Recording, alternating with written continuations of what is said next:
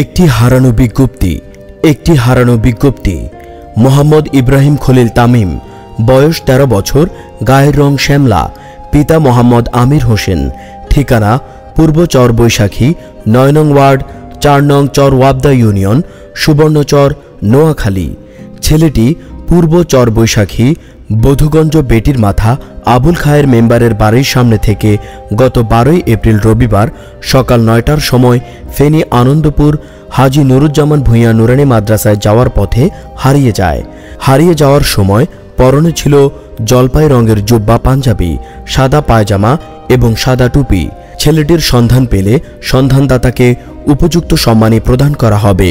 সন্ধান প্রার্থী ছেলের বাবা আমির হোসেন, ঠিকানা পূর্ব চর বৈশাখী 9 নং ওয়ার্ড চর ওয়াবদা, সুবর্ণচর, নোয়াখালী। মোবাইল 01623169462। ছেলের মামা শাহজাহান, মোবাইল 01623703097 এবং 01863152921।